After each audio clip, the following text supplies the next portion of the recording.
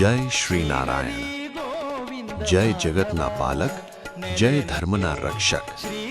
આ સૃષ્ટિમાં એક શાશ્વત નિયમ છે.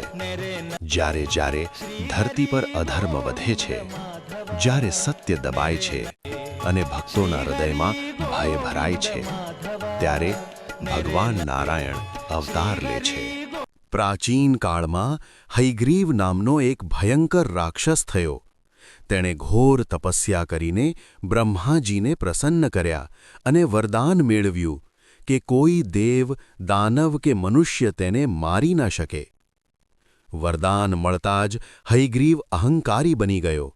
તે દેવલોકમાં ત્રાસ ફેલાવવા લાગ્યો, યજ્ઞ ભંગ કરવા લાગ્યો અને અંતે તેણે સૃષ્ટિના આધાર વેદો ચોરીને સમુદ્રની ગહન ખાઈમાં છુપાવી દીધા.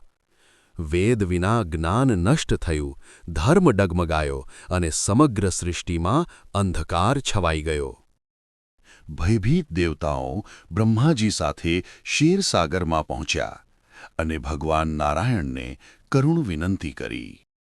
હે પ્રભુ, સૃષ્ટિની રક્ષા કરો, અધર્મનો નાશ કરો.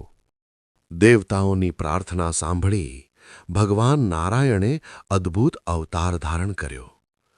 દેવતાઓની પ્રાર્થના સાંભળી ભગવાન નારાયણે અદ્ભુત અવતાર ધારણ કર્યો. વરાહ અવતાર.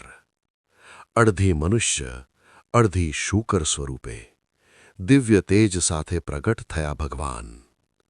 સમુદ્ર કંપ્યો, આકાશ ધ્રુજ્યું, દિશાઓ ગુંજી ઉઠી. ભયંકર યુદ્ધ. ભગવાન વરાહ સમુદ્રની અંદર ઉતર્યા. હયગ્રીવને લલકાર્યો. ભયંકર યુદ્ધ થયું. પર્વતો હલ્યા, તરંગો આકાશને સ્પર્શવા લાગ્યા. પણ અધર્મ કેટલાય સમય ટકી શકે.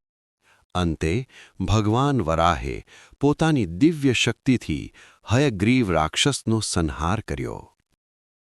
ધર્મની સ્થાપના.